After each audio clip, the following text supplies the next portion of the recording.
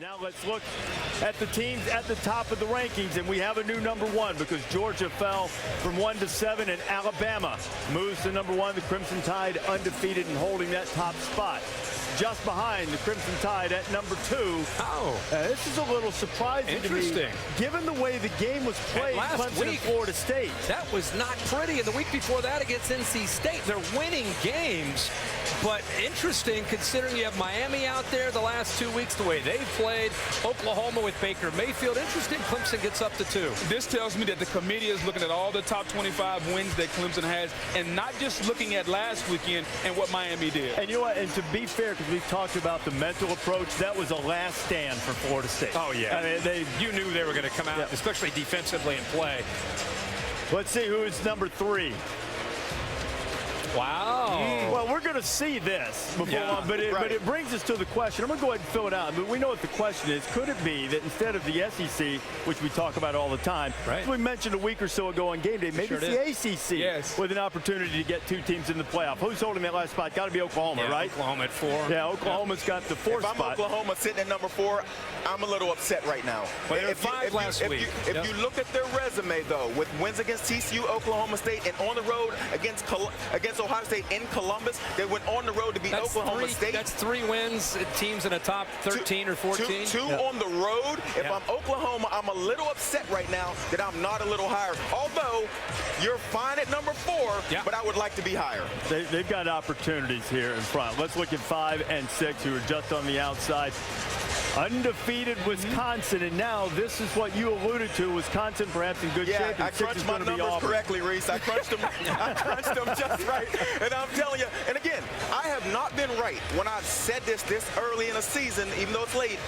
But they should control their own destiny with a chance to beat number 9 Ohio State, beat Michigan ranked this week. Resume-wise, if you're putting them at 5 now, if they win out, they should be in. Well, if Alabama, just for a hypothetical, were to win out, and you got Oklahoma potentially winning out, and then you got Clemson and Miami have to play each other. Have to play each other, and then you've got Auburn out there that still controls its own destiny. It's still in question. There's still some things that are in question. Alabama have to play each other, so one of those teams got to go. Okay, but I think the issue that he's alluding to is if all of these teams that you see on your screen win out right now, and Clemson and Miami play a classic, and it would have to be a Clemson win. If Miami were to lose a game and lose 1 game, you're just going to get rid of Miami? The loser of the ACC championship game, if we have if we have an undefeated Wisconsin, who now will have Iowa, Michigan will be ranked, and beating Ohio State, who is at 9 right now, undefeated, one of those ACC teams got to go. I would say Wisconsin would be in if they're undefeated. I'm saying I wonder if there's other potential scenarios where you could get a team like Auburn gets in there, knocks out Alabama. Ohio State ends up winning games down the road. They could knock out Wisconsin. Now Ohio State's sitting there. They're wondering about the loser of the Miami-Clemson game. I think Ohio State would be on the outside looking in between that debate, too. I agree with that. By the way, if you're wondering about the Clemson-Miami game, that would be right now. Tigers favored by 5.5 against the Hurricanes. Almost a full touchdown. Depends on where they played that game. In Hard Rock Stadium? Well, but they're going to play it. They're going to play it in Charlotte. No, in Bank of America. I know. Or they're going to play in a bowl game. I'm sorry. I think you said Auburn. No. Clemson and Miami. If I did, I misspoke. I meant Clemson and Miami. We'll get to see that one. That'll be fun. Now, Clemson, as I said, would be favored by 5.5. In case I misspoke, Clemson and Auburn are very similar. One has a lake, the other one doesn't. So you might have heard one thing, that's right. Not knowing the difference. Okay, so Alabama sitting there at number 1. How vulnerable do you think the Crimson Tide is based on what you've seen on tape? Not talking resume here. Tape. I think they're very vulnerable right now. If you look at their hallmark, it's always been their defense. And their defense got pushed around like we've never seen. They got linebackers hurt. Their defensive line was catching. The line of scrimmage was not changing. And no matter what Nick Saban says, he'll enjoy the win. But he wants to win a certain way. He wants to win with defense. And that defense is very vulnerable right now. And if Alabama and Auburn were playing this weekend, I would take Auburn because I think Auburn right now is playing better and they're healthier. It's only a week away. Why wouldn't you take it? Well, Well, because maybe Alabama gets a little healthier. Right now, their linebacking crew is a mess, Reese. Well, that's not going to change. I don't think the linebackers are going to be back for that game, and Stidham is gaining more and more confidence. They're really found an identity. First 4 or 5 weeks, Auburn was kind of trying to figure out how is this going to work with Stidham, who's not Nick Marshall. He's not Cam Newton. They've now found their offense, and it's at home.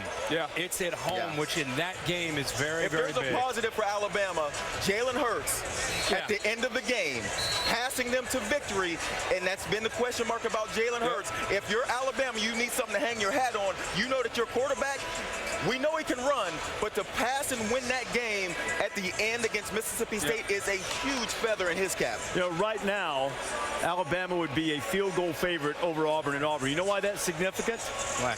Last week, they would have been a 10-point favorite. In 1 week, a touchdown has gone off that number. They watched the film. They just walked it back. Guys, we're talking so much about Alabama's defense against that Auburn offense. I'm more concerned about Alabama's pass protection. I know Hurts can move around, but did you see him against Mississippi State? And that Auburn defensive front, they get Kevin Steele, he gets after the quarterback. No doubt.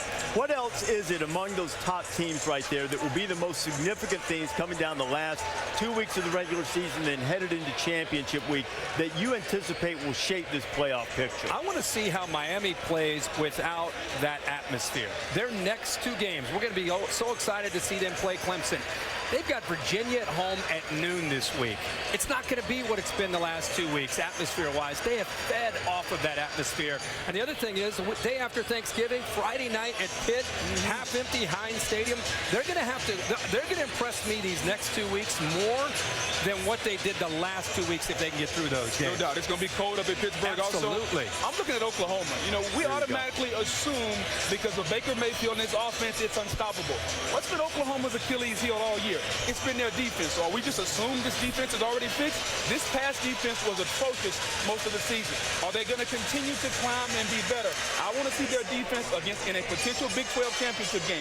Can they show up? Because if that defense doesn't show up, you're going to have to outscore people, and that's not a formula I would want to do if I were Oklahoma. You know, they're in defensive efficiency. They rank 69th. You say, what's the big deal about that? Is you look at the list, every other team in the top 10 is at least in the top 15 in defensive efficiency, and they're 69th. And we talked about Auburn, and they'll have Alabama in 2 weeks, but honestly, and you mentioned if they're playing Alabama next week, you would pick Auburn. Right now, if Auburn is a team that we saw play Georgia, there is not a team in the country, not one team in the country I would pick to beat the Auburn team that we just saw play. Because they were that nasty up front. They were that nasty running the football, and all they need then is Stidham to hit a couple plays, and they will be a very hard team to beat no matter where they play. They have to. Yeah, that team hasn't always showed up. But we're still talking about a team. They went on the road, and it was only 14-6 to Clemson, a team that everyone respects. They're a different team today. Jared Stidham is a different quarterback than he was that first week. Guys, real quick. Let's throw this hypothetical. Alabama beats Auburn.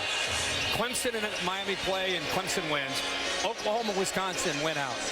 And you get to Alabama playing Georgia, and Alabama loses to Georgia. They're not the SEC champion. What would you do under that scenario?